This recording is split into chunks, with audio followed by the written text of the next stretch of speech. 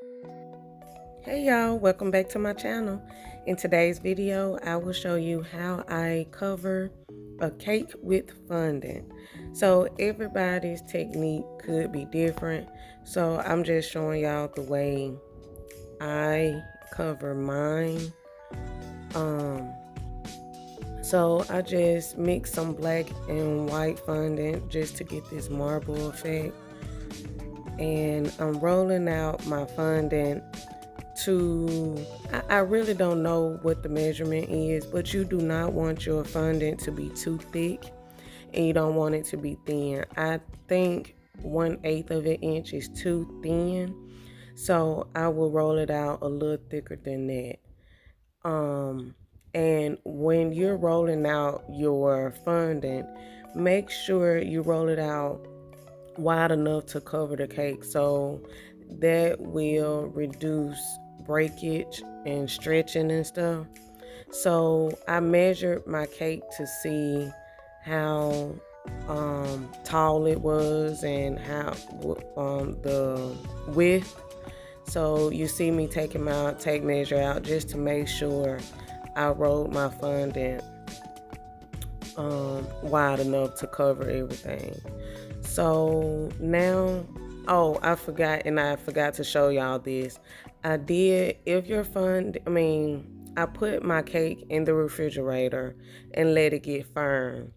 So sometimes you will have condensation on it, so you wouldn't have to add water, but mine didn't. So what you want to do is add just a little water to it so it can get tacky. Not too much, just a little.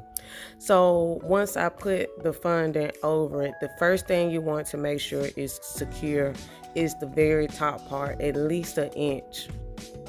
You want to make sure that very top part is secure, because if not, that's where you'll get your gripping at first. And once you do that, then you can go to the side. So I slowed it down a little bit to show y'all. When you have your fondant, you want to pull it out like you see me doing, and then press into the cake. Fondant is very pliable and it conforms to everything. So don't think that since you're putting fondant over it that it'll cover up any mistakes. It'll just enhance it. And I'll show y'all what I'm talking about. But just keep stretching out your fondant and rubbing it. Stretch out, rub, stretch it, rub. This will also help reduce in what they call elephant skin, where it bunches up at the bottom. It'll help reduce that. So you see, I'm continually stretching and pressing the fondant in. Stretch, press. And you want to kind of do this fairly quickly to help prevent drying out, cracking, and elephant skin. I'm sorry, y'all. And elephant skin. So that's all you see me doing right now.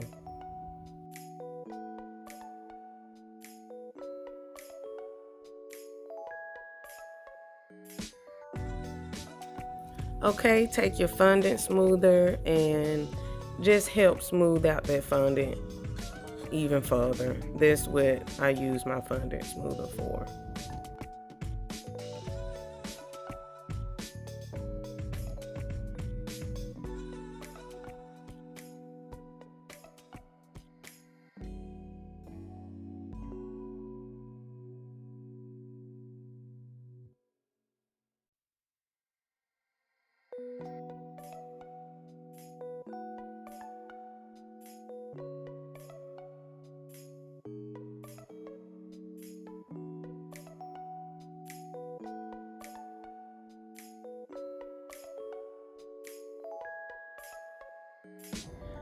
This is the area I was telling y'all about, that if you see that little dip there, I didn't put enough buttercream there.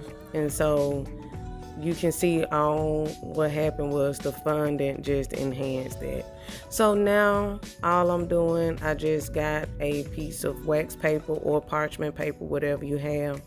I'm taking my fondant smoother and pushing it upward and to the side. Now y'all see that little part here? I didn't know I bent the fondant like that until I flipped it over and started taking pictures and stuff, but it's okay. It got covered.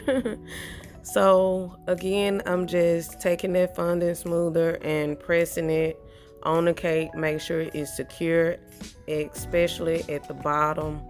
And if you have an X-Acto knife, you can use an X-Acto knife, but I already had this little piece of cutter that I used earlier in the video to remove the excess fondant. So I'm just using this to remove the excess fondant from the bottom. But a sharp knife or X-Acto knife will work just perfectly.